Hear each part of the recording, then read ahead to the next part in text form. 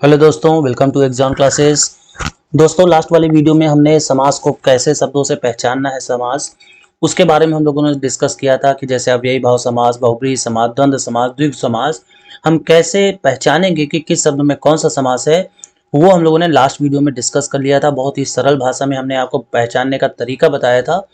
वो वीडियो नहीं देखा तो पहले आई बटन पे जाके देख लीजिए, उसके बाद आप यहाँ पे आके इस वीडियो को देख सकते हैं। क्योंकि जब तक आप वो वीडियो नहीं देखेंगे तो आप प्रैक्टिस प्रॉपर नहीं कर पाएंगे। तो वो वीडियो आप आई बटन पे जाइए, वहाँ पे आपको मिल जाएगा। उसके बाद आप यहाँ पे आके प्रैक्टिस करें तो ज़्यादा अच्छा रहेगा। सो अभी हम लोग स्टार्ट करते हैं शब्दों से कि कहाँ पे कौन सा समास होता है। और ये हमारी ऑफिशियल वेबसाइट है। यहाँ पर जाके आप examacademy.in यहाँ पर जाके आप प्रॉपर टेस्ट दे सकते हैं। क्विज फॉर्मेट में आपको समास विग्रह मिल जाएगा, वो आप जाके टेस्ट जरूर दीजिएगा। तो अभी हम लोग यहाँ पर स्टार्ट करते हैं। सबसे पहला शब्द यहाँ पे हम लेते हैं हम लोग, जैसे हमने यहाँ पर लिया श्वेत पत्र। ठीक है, यहाँ पे जैसे हमने लिखा श्वेत पत्र, तो देखिए यहाँ पे जो श्वेत है ये क्या है, तो ये विशेषण है, ये विशेषण है। और किसकी विशेषता बता रहा है? पत्र की विशेषता बता रहा है। तो जैसे अगर पहला शब्द विशेषण होता है और दूसरा विशेष्य होता है, मतलब जिसकी विशेषता बता रहा होता है, तो वहां पर कौन सा होता है? कर्मधारय। वहां पर कौन सा होता है?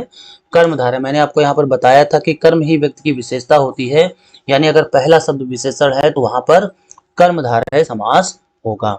अब जैसे हमने यहाँ पे एक वहां पे एग्जाम्पल भी लिया था, हमने कहा था महाजन, तो महाजन में भी कौन सा होगा? कर्मधारय समास। क्यों? क्योंकि महाजन मतलब लोगों में जो महान हो, तो यानी पहला जो शब्द है वो क्या है? महान है। अब यहाँ पे बात करते हैं जलमग्न। क्या बात करते हैं? समझिएगा ध्यान से। जलमग्न, जलमग्न का मतलब क्या होता है? जल में डूबा हुआ।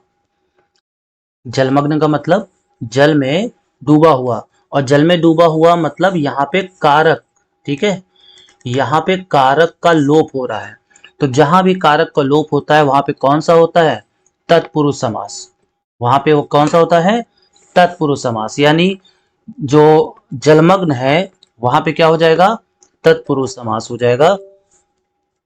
जल मग्न, तो जलमग्न में कौन सा होगा? तत्पुरुष समास। तत्पुरुष समास। अब यहाँ पे बात करें जय पराजय, ये हम लोगों ने कल देख लिया था। उसके बाद अगर हम बात करें यथाशक्ति, यथाशक्ति, तो आपसे बताया गया था कि अगर यथा है, ठीक है, आजन्म है मतलब आ है, या फिर प्रति है, तो वहां पे क्या होता है? अव्ययी भाव समास होता है। वहां पे कौन सा होता है? अव्ययी भाव समास होता है। जैसे सप्तर्षि, सप्तऋषि, तो देखिए सप्त, यहाँ पे सप्त मतलब सात। सप्त का मतलब क्या हो जाएगा? सात। तो यानी जब कोई नंबर आता है, जब कोई नंबर आता है तो वहां पे कौन सा होता है? द्विगु होता है। वहां पे होता है द्विग, यानी सप्त ऋषि में क्या हो जाएगा? द्विग हो जाएगा। ऐसे ही यहाँ पे कौन सा है? चौराहा। ऐसे ही द्विग में कौन सा आ जाएगा? चौराहा। ठीक है, उसके बाद अगर हम और यहाँ पे बात करें तो जैसे यथाशीघ्र, तो यथाशीघ्र में कौन सा हो जाएगा? तो यथाशीघ्र में हो जाएगा अव्ययी भाव, क्योंकि इसमें क्या आ रहा है? यथा है, हानि लाभ। ठीक, तो जब कभी अगर हम वो कहें कि हानि लाभ में क्या होता है, तो जब भी विपरीत शब्द आते हैं तो वहां पे कौन सा समास होता है? द्वंद्व समास होता है।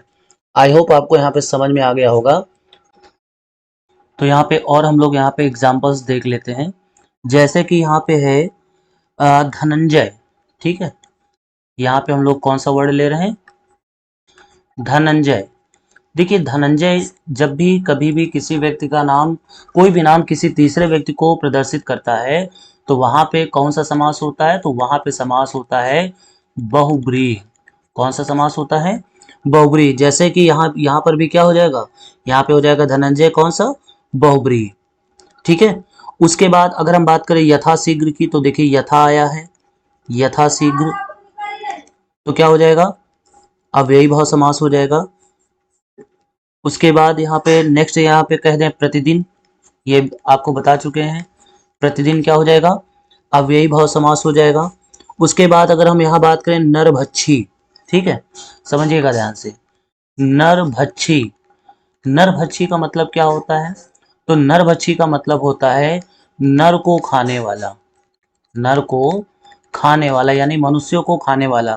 तो चूंकि यहाँ पे कारक को का विलोप हो रहा है तो यहाँ पे कौन सा होगा, तत्पुरुष।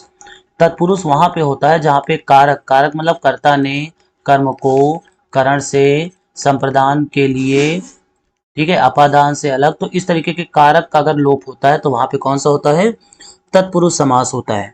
यथा में आपको बता चुके हैं, जैसे यथा रुचि हो गया। तिरंगा समझिएगा ध्यान से, ठीक है, तिरंगा। तो तिरंगा मतलब तीन रंगों का समूह। तो जब यहाँ पे तीन वर्ड आ रहा है तो यानी यहाँ पे क्या कौन सा हो जाएगा, द्विगु समास हो जाएगा। जैसे हम यहाँ पे कहें लंबोदर, तो देखिए लंबोदर किसको कहते हैं, गणेश जी को। तो और जब किसी तीसरे व्यक्ति को कहा जाता है तो वहां पे कौन सा समास होता है, बहुब्रीहि समास होता है। इसके बाद यहाँ पे बात करें जय पराजय, ये आपको बता ही चुके हैं। निर्विवाद, ठीक है, बहुत ध्यान से समझिएगा, निर्विवाद यहाँ पे कौन सा समास होगा। तो देखिए निर्विवाद को अगर देखा जाए, जिसमें विवाद का जो विशेषण है वो निर है, निर मतलब बिना, यानी विवाद के बिना। तो निर्विवाद यहाँ पे कौन सा हो जाएगा, कर्मधारय हो जाएगा, ठीक है। उसके बाद चंद्रशेखर, अगर हम यहाँ पे और एग्जांपल ले लें, तो जैसे एग्जांपल ले तो वो है चंद्रशेखर, चंद्रशेखर। तो चंद्रशेखर किसको कहते हैं, चंद्रमा को कहते हैं। और जब हम तीसरी चीज को बताते हैं तो यहाँ पे कौन सा हो जाता है, बहुब्रीहि समास हो जाता है।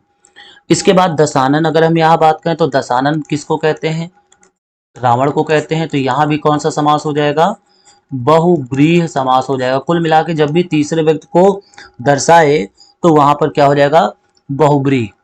अब जैसे यहाँ पे लिखा हुआ है रोग पीड़ित, रोग पीड़ित, तो यहाँ पे अगर इसको हम अलग करें तो हम कह सकते हैं रोग से पीड़ित।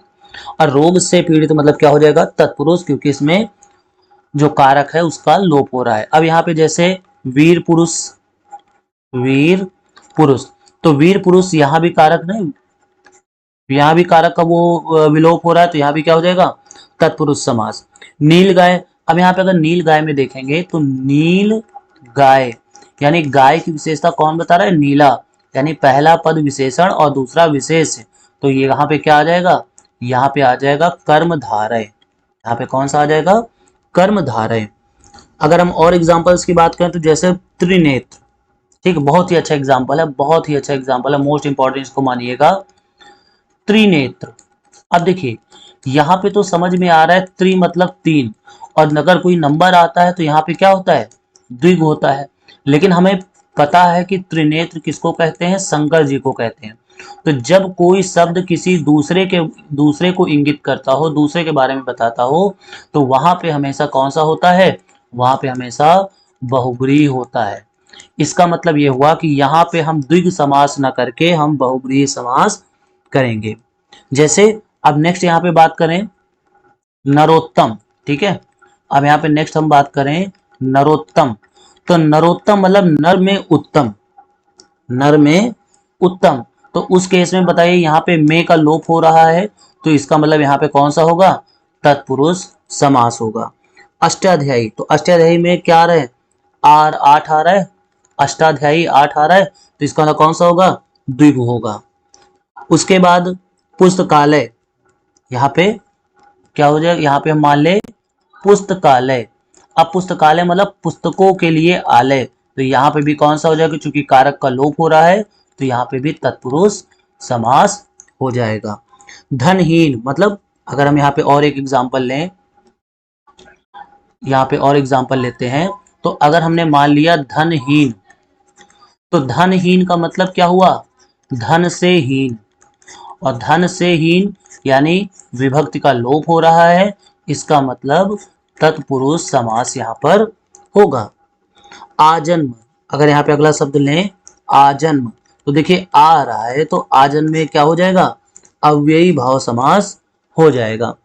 उसके बाद यहाँ पे लेते हैं अजात शत्रु, समझिएगा ध्यान से, अजात शत्रु। तो देखिए अजात शत्रु भी अगर आपने इतिहास में देखा होगा तो उसको अजात शत्रु की उपाधि दी गई थी, यानी जिसको शत्रु न जो शत्रुओं पर विजय प्राप्त कर सके। तो ये भी किसी दूसरे को दर्शा रहा है तो यहाँ पे क्या हो जाएगा, बहुब्रीहि हो जाएगा। गंगा जल, ठीक है, गंगा जल, ये बहुत ही इंपॉर्टेंट है। अब देखिए गंगा जल मतलब गंगा का जल, ठीक है, गंगा का जल। तो गंगा का जल यहाँ पे देखिए विभक्ति का लोप हो रहा है, तो इसका मतलब ये तत्पुरुष समास हो जाएगा। उसके बाद यहाँ पे बात करें सत सही, सत सही यानी सत मतलब सात, तो यहाँ पे कौन सा हो जाएगा, द्विगु हो जाएगा, ठीक है। जैसे यहाँ पे हमने कहा पंचानन, यहाँ पे हमने क्या लिया, पंचानन, पंचानन, पंचानन मतलब पांच आंखों वाले, तो ये किसको कहा जाता है, ब्रह्मा जी को कहा जाता है। किसको कहा जाता है, ब्रह्मा जी को कहा जाता है। और चूंकि ये दूसरे को कहा जा रहा है, इसलिए यहाँ पे जो समास होगा वो बहुब्रीहि होगा। मतलब ये समझ लीजिए कि अगर आप कोई शब्द किसी दूसरे को संबोधित करने के लिए कहा गया हो, तो वहां बहुब्रीहि समास ही होता है। भले ही वहां पे कुछ और समझ में आ रहा हो, लेकिन हम मतलब द्विगु समझ में आ रहा हो, लेकिन वहां भी हम क्या कहेंगे, हम बहुब्रीहि कहेंगे। आई होप आपको ये समझ में आ गया होगा। तो इस तरीके से हम लोग यहाँ पे, और देखिए जो द्वंद्व समास है वो तो बहुत ही आसान है। क्या होगा, केवल बीच में डैश लगा होगा। जैसे हम यहाँ पे बात करें अन्न जल, अन्न जल, तो अन्न जल यहाँ पे दोनों के जो अर्थ हैं वो कैसे हैं, स्वतंत्र हैं। तो उस केस में बताइए इसका जो समास होगा वो कौन सा होगा, द्वंद्व समास होगा। आई होप आपको ये सारे एग्जाम्पल समझ में आ गए होंगे कि आप किस तरीके से चीज़ों को पहचानेंगे। सो मिलते हैं नेक्स्ट वीडियो में, हम लोग इंग्लिश पढ़ने वाले हैं। चैनल पे पहली बार है, सब्सक्राइब जरूर कीजिए। अगर आप प्रॉपर वीडियो देखते हैं तो I am sure about that कि आपको 60% लाने से, 90 मार्क्स लाने से कोई नहीं रोक सकता। मिलते हैं नेक्स्ट वीडियो में।